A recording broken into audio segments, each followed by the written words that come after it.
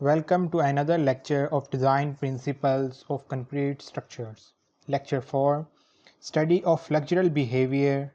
In this lecture, I will discuss the derivation of beam. First of all, the assumptions for the study of flexural behavior. There are 7 assumptions for the study of flexural behavior, means derivation of beam. First assumption is plane section of the beam remains plane after bending. Mean this section, if you cut this section, there is a plane section plane. Even after the bending, this section will remain plane. Means even this is composite material, concrete is a composite material, but we are assuming that after the bending, this every section will remain plane. That is our first assumption. Second assumption, the material of the beam is homogeneous and obeys Hooke's law. Means we are ignoring that it is not a composite material, but definitely it is a composite material. But for the derivation, we are making an assumption, just like we do the assumptions in any other calculations. But after that, we go for the experimentation. That is there our observation, our assumption is valid or not. Okay, so right now we are making an assumption that the material of the beam is homogeneous and obeys Hooke's law. Means stress, as the stress increases in the member, the strain will also increase. Means directly proportional due to the Hooke's law. Third condition, perfect bond exists between steel and concrete. Means the steel which we provide in concrete, that perfect bond exists between steel and concrete. That is, we are making an assumption. So whatever strain is produced in concrete, same strains will also produce in steel. It means whatever deformation will come in concrete will also come in steel. Fourth, all the applied loads up to the failure are in equilibrium with the internal forces developed in the material.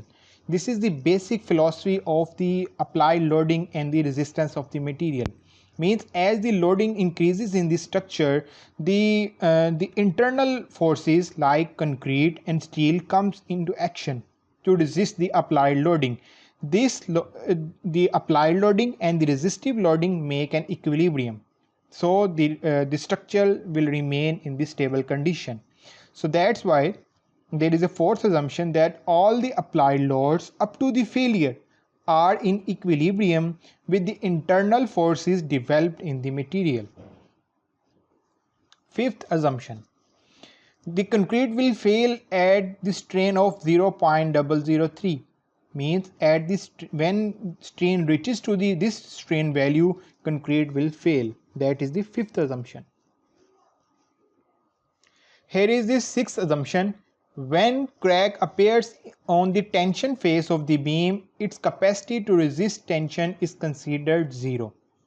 It means that the tension capacity of the concrete we will ignore in the flexural behavior of beams. Means in the derivation we will ignore the tension capacity of the beam. Okay, why we are doing that? Because concrete strong in compression and weak in tension, and the weak portion we will ignore. That's the sixth assumption. Seventh assumption, stress and strain diagrams for steel and concrete are simplified. Just like in the previous lectures, I have shown you the simplified diagram of steel and concrete. We will use that diagrams for the derivation of the beam. General procedure for the derivation of formula.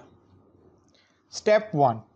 First of all, draw the cross section of the beam with reinforcement. This is the cross section of the beam with reinforcement. Second, draw the strain diagram. Draw the strain diagram for the cross section. Okay, the strain diagram here, if here is a rectangular beam and loading is applied on the beam, here the stresses will generate.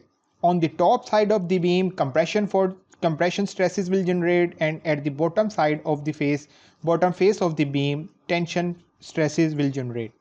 As a result of these stresses, strains will also introduce, mean deformation will also introduce.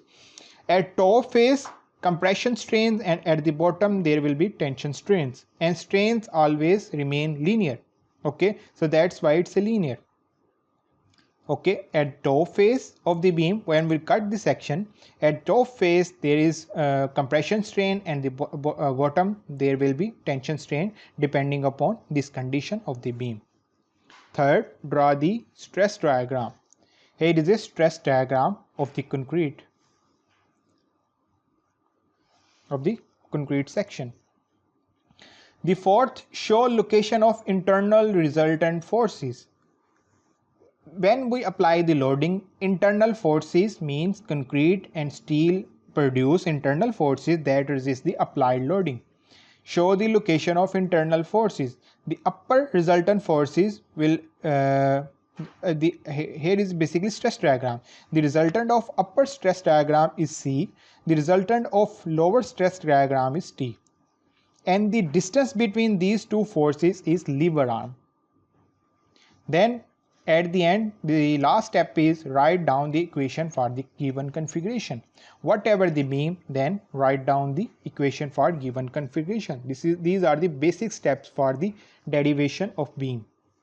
First stage is when both steel and concrete are in elastic range. Means these are under the in the elastic range. Here, first step is draw the concrete section diagram with reinforcement. Second step, draw the strain diagram. Here is the strain diagram. At top, concrete strain, here at the bottom also concrete strain, and at the level of reinforcement there is a strain in steel. Okay, the third step, draw stress diagram. Here is a stress diagram. Okay, at top concrete stress, at bottom fiber, that will also concrete, and at the level of steel there will be stress in steel. Here is the resultant force diagram, means resultant of this stress is C, resultant of this bottom stress is T, and the distance between these two forces is the lever arm. Okay, these are basic steps that I have discussed in the previous. Both steel and concrete are resisting to applied action. Okay, the first case in the elastic range. Now in the second, when a little bit load increases, the cracks start producing on the tension side of the beam. Okay, here is a beam, for example this is a concrete beam. When there is loading start increasing on the beam, then because at the bottom there is also present concrete, at top also present concrete do not have capacity to resist tension. Okay, to take tension, so that's why concrete start cracking. Now I am in the second stage, when cracks are appeared on the tension side. Concrete can take tension, can take compression, but do not take tension. So that's why the cracks start producing on the tension phase. So what will happen? As the cracks start producing, we will ignore the concrete part on the tension side because concrete do not take the tension. Here, the first step, second step is the strain diagrams. The third step is the stress diagram. Now you will not see the stress below the neutral axis. Why? We have ignored the concrete on the tension side. Okay, we are taking the concrete only on the compression side. But when the cracks appeared on the tension side, then always remember, then steel comes into action to take the tension. Means the loading now will be on the tension side of the beam will start compromised by the reinforcement or the steel bars. Okay, so that's why I have displayed the stress in steel. Now the resultant forces diagram. Here the upper stress resultant will be C is force, and the lower stress resultant will be T. Okay, here is only steel, so that's why it's appearing T. That will be only come with the stress in steel. The distance between, that is the lever arm, that is the neutral axis depth. Okay, here Here is the behavior of the after ignoring the concrete on the tension side. Here you can see here is a compressive force on above the neutral axis. Here is a tensile force below the neutral axis. Okay, the resultant of this force is C, and resultant of this stress is T. Sorry, the resultant of this stress is C. The resultant of this stress of steel is T. When the tension side is cracked, the concrete becomes ineffective, but the strains goes on increasing. It means the loading will keep on increasing, but the concrete loses its capacity. At that time, the steel comes into action to take the tension. Okay, then all the tensile stresses will be taken by steel. Now, when the compression stresses cross elastic range, here up till here we have used in the elastic range. Okay, we do not go into after the elastic range. Now after the elastic range, when compression stresses crosses elastic range, for example, here is a concrete stress strain diagram. Here are up to 40% of Fc prime, the concrete behaves as an elastic material. After 40%, that will behave like inelastic material. When compression stresses crosses elastic range, okay, means goes after the elastic range. Now see, here is a strain diagram. Okay, now there will be little change in the stress diagram. Why? Now we are in the inelastic range, not in the elastic range. Previously we are only in the, let me show.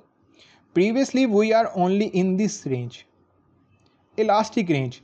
Now the concrete crosses the load, keep on increasing, so that's why it is gone into the inelastic range. Okay. Now the next step is the resultant force diagram. Okay, above the neutral axis, the resultant of compressive forces is C. Below the neutral axis, the resultant of tensile forces is T. Okay, the distance between these two forces is lever arm. Okay, it is clear that the stress diagram is obtained by rotating the stress strain diagram of concrete. Here we have just rotated the stress strain diagram of concrete and shown here. Similarly here 0.85 Fc prime, 0.85 Fc prime. Okay, Fc prime is the concrete slender strength. Okay, we have just rotated and shown the diagram here. Strain keeps on changing linearly in all three cases. That first case in the elastic range, second when the cracks start appearing, and third after crosses the elastic range. Compressive stresses after elastic crosses the elastic range, the strains will keeps on increasing, but with the linear behavior. Okay. Now the final step is the write the equation. Okay, now you can see there are two forces. One force is acting left and the second is the right. That two forces will make the couple, okay, with the lever arm LA. The couple equation you can write in the form of moment capacity T into LA or C into LA. Either force, for example, this force is F1, this force is F2. Then in any, you can also visit your physics books or basic science books. For the couple, we write the formula C into LA or T into LA. Both will be okay. Why? Because T and C are in the equilibrium. They will be equal. Okay, so we can write the final equation of calculating moment capacity. M will be T into LA, C into LA. This moment capacity is the internal moment capacity, means internal resistance by the member against the applied loading.